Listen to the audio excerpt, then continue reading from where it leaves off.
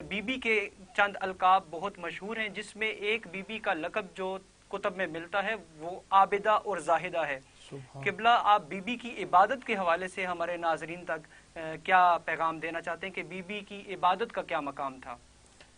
یقیناً سیدہ سلام اللہ علیہ نے اپنے خطبے میں بھی جو ہے وہ تمام عبادات کی جو تشریح بیان کی ہے، نماز کے حوالے سے، روزے کے حوالے سے، حج کے حوالے سے، اور تمام جتنے بھی اعمال ہیں ان کی جو حقیقی تفسیر سیدہ نے اپنے خطبے میں بیان کی ہے۔ اور میں سامعین و ناظرین کو یہ پیغام دوں گا ایام سیدہ کے حوالے سے کہ اپنے بچوں کو ان دنوں میں خطبہ سیدہ ضرور سنائیں، ضرور پڑھائیں، اور ان میں یہ عادت ڈالیں کہ وہ سیدہ سلام اللہ علیہ کے خطبے سے استفادہ کریں۔ چونکہ کسی نے صادق آل محمد علیہ السلام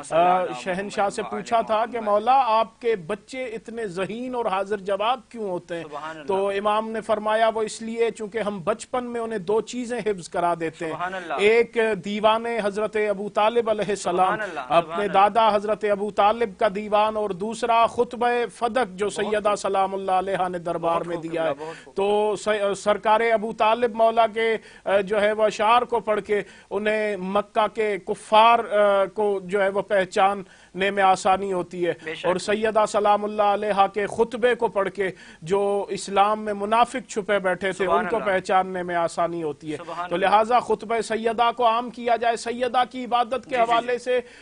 جو کتابوں میں ملتا ہے، تواریخ میں، کہ ایک دفعہ بڑا علماء ذاکرین سے سامعین نے سنا ہوگا یہ واقعہ کہ سیدہ سلام اللہ علیہ مغرب کے بعد نماز عشاء کی جو ہے وہ ادائیگی کے بعد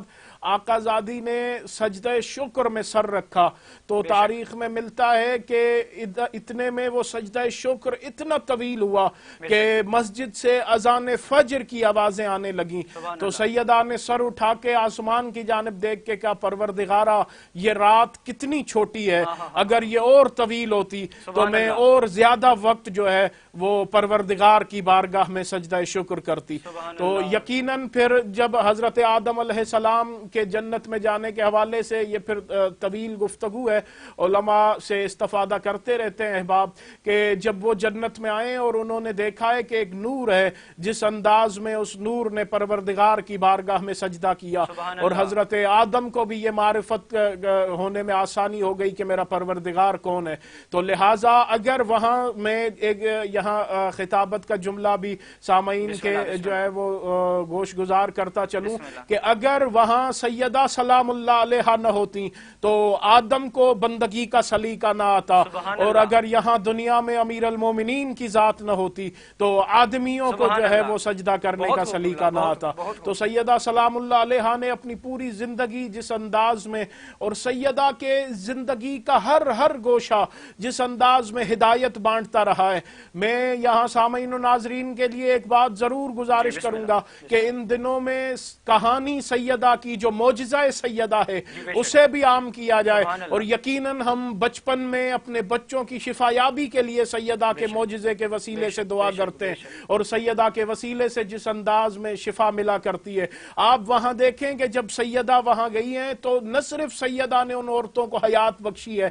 بلکہ وہ دنیا سے جانے کے بعد کافرہ گئی تھیں، لیکن جیسے زندہ ہوئیں تو سیدہ کے قدموں کو چومتے ہوئے وہ کلمہ توحید اور کلمہ شہادت کی تلاوت کر رہی تھیں۔ تو سیدہ سلام اللہ علیہ نے نہ صرف انہیں حیات بخشی بلکہ انہیں نجات اور ہدایت سے بھی مستفید کیا۔ تو یقیناً سیدہ کا زندگی کا ایک گوشہ کائنات میں جس انداز میں ہدایت بانٹتا ہے۔ ان دنوں میں ولایت امیر المومنین کو عام کیا جائے، یہ ان دنوں کا حق ہے، چونکہ سیدہ سلام اللہ علیہ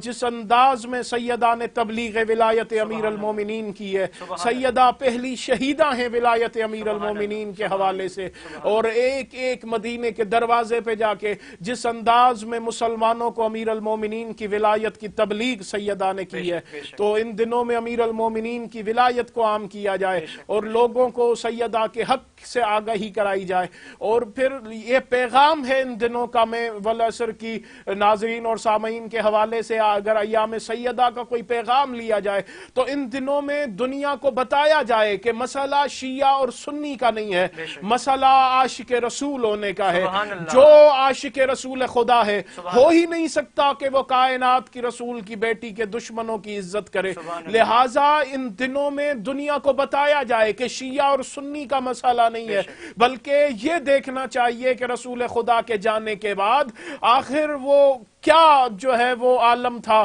اور کس انداز میں رسول خدا کی بیٹی پہ مصائب ڈھائے گئے. تو دنیا آج کل کا شیعہ سنی نوجوان تحقیق چاہتا ہے، تو نوجوانوں کو اس جو ہے وہ بابت جو ہے وہ ان کی توجہ مبذول کرائی جائے کہ وہ خود تحقیق کریں اور وہ خود دیکھیں کہ آخر رسول خدا کے بعد سیدہ سلام اللہ علیہا پہ کون